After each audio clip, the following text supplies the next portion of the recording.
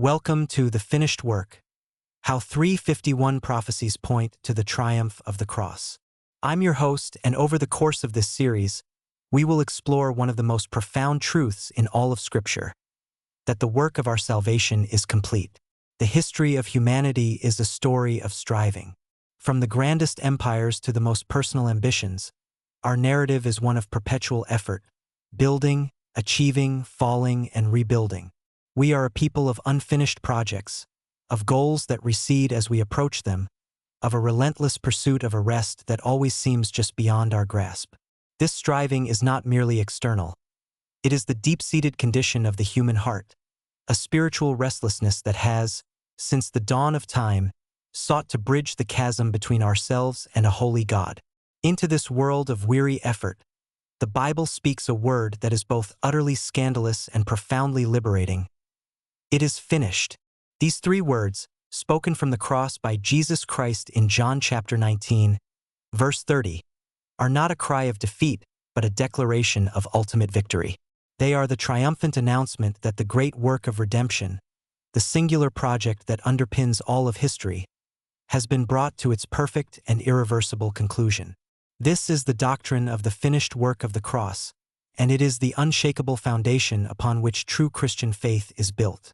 This series is an exploration of that finished work through the lens of Old Testament prophecy. For centuries leading up to the cross, God was weaving a magnificent tapestry of promises, predictions, and foreshadowings. These were not a scattered collection of fortunate guesses. They were the architectural blueprints for the work of redemption. The 351 prophecies we will examine, all fulfilled in the person and work of Jesus Christ, form an irrebuttable case that the cross was not a tragic accident but the divinely orchestrated climax of history, planned from eternity for our salvation. Our journey will not be a mere academic exercise in connecting prophetic dots. Instead, we will approach each prophecy from the perspective of the finished work, asking, how does this specific promise illuminate the completeness and sufficiency of Christ's sacrifice? How does it deepen our understanding that our salvation rests not on our own striving, but on His completed work? From the promise of a coming seed who would crush the serpent's head to the detailed predictions of the suffering servant, we will see a single, unified story unfolding, a story that moves relentlessly and purposefully toward the cross.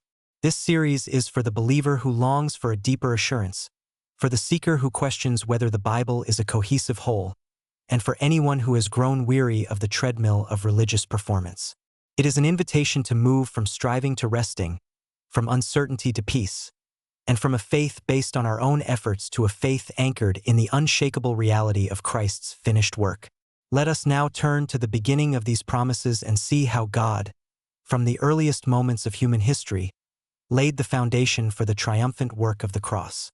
Join me in the next episode as we explore the first prophecy ever given, the promise of the seed of the woman in Genesis chapter 3, verse 15.